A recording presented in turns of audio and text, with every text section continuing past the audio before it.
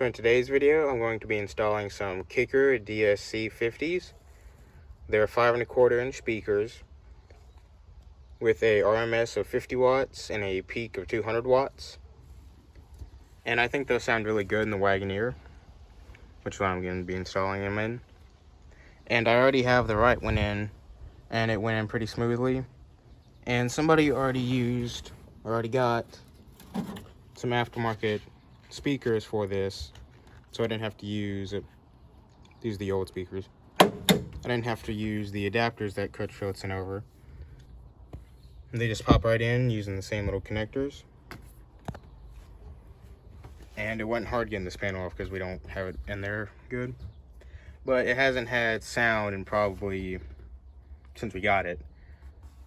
But the head unit itself we think is broken. It turns on and it seeks, but apart from that it doesn't play any sound or anything. And we don't think all the speakers are bad, so I'm going to be unboxing these.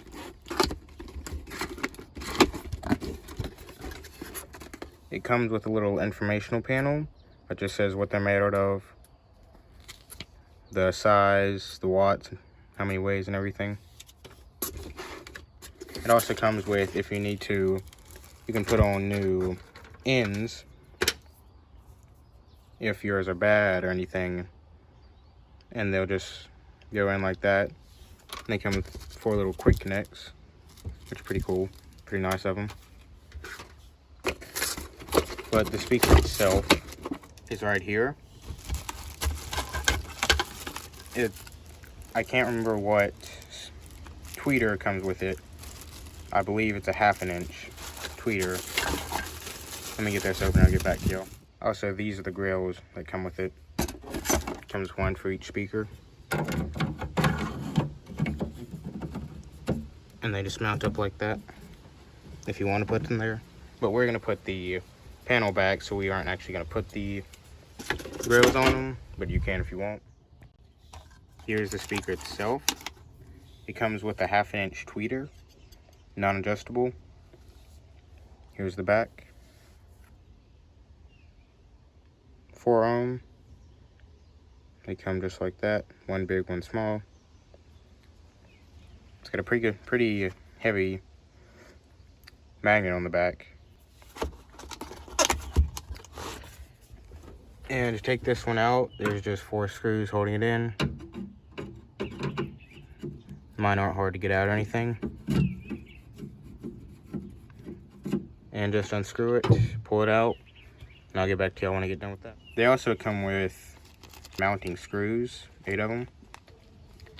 But we're probably just going to use the original screws that came in ours. You can use these if you want. Alright y'all, I got the speaker out. Look how bad and nasty it is here on this thing. And the things that were in mine before were Eclipses, and they're 4 ohms with 30 watts normal and 60 maximum. But all you have to do to get these little things out, well, you just have to pull them out. Just wiggle them out like that and they'll break like that. Let me get these out and I'll get back to y'all. Alright y'all, I got it out. You know it's just broken, but we're gonna throw these away anyways, no big deal. But yeah, they just should look like this. They'll just snap up into the new speaker, into the back of it, the connectors.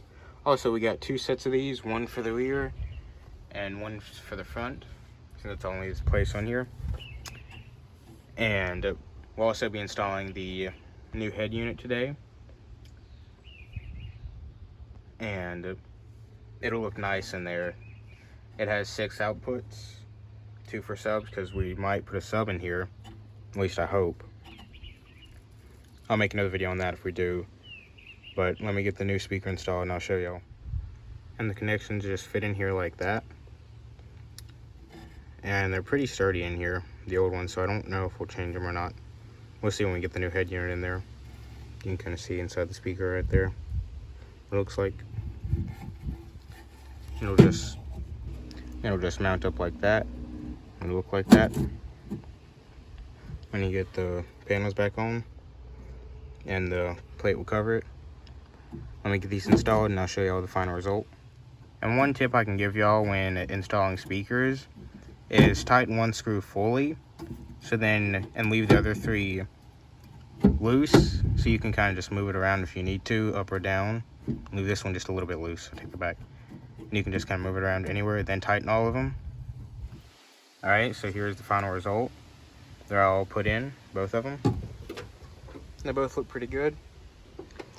And when you get the side panel back in there, you won't even be able to see what they look like, so it doesn't really matter. But the next thing we're going to be doing is installing front speakers and stereo when that comes, the head unit. And that'll be in this video. And next video, I'll be installing a new gauge cluster into the Comanche over there. Because the one that's in it now, we'll have to find a wire because there's a wire stripped on it.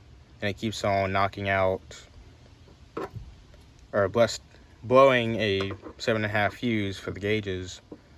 And because if we pull it out, if we actually pull out the whole gauge cluster and just let it sit on the steering column, it'll actually not blow the fuse. But if we put it back in there, there's a wire and it hits some sort of bare metal and it'll blow the fuse. So we're gonna have to take the whole gauge cluster out and then find the wire, fix the wire, and then put the new one back in. And then we'll have to put in the electronical oil pressure sensor, but not much has changed to this one. But yeah, I'll go install the front ones right now. Alright guys, so we got the new 2 front speakers in, as you can see right there. And everything in here sounds great. The new head unit works amazingly. You can also have Sirius XM, Spotify, Pandora. It also has a little microphone that comes with it if you want to try and use that, which we might or might not. That's why we just have it sitting down there.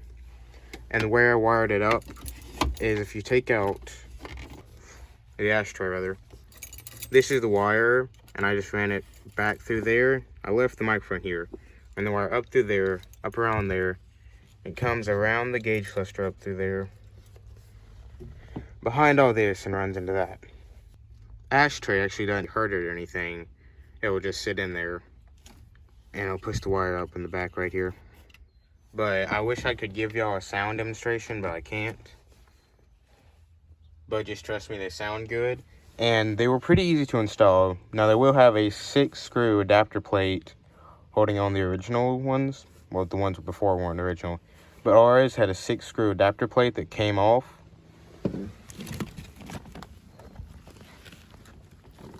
If you can kind of see it up there. The little plate that's holding in the speaker.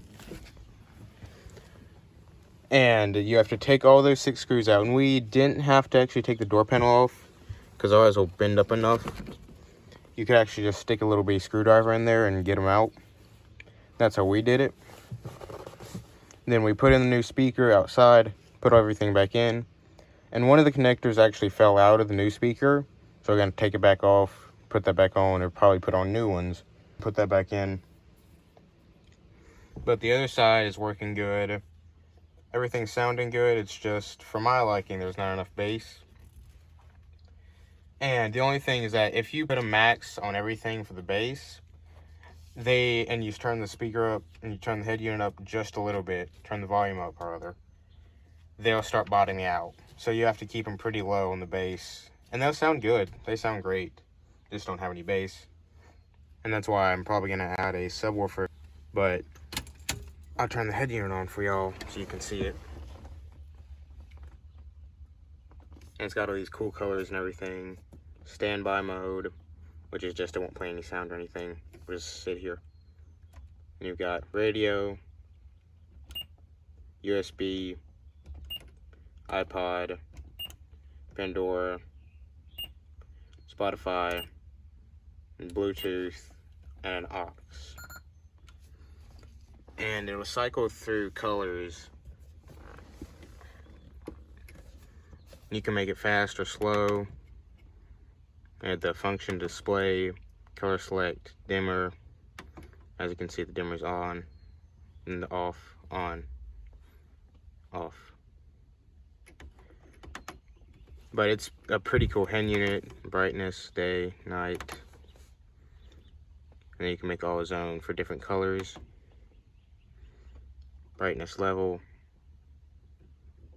Very bright, you can make it dim. Which, you know, I'm going to keep it bright.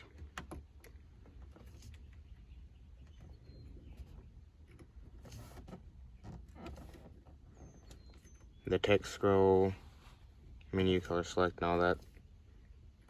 Tuner settings, preset type, normal, mix.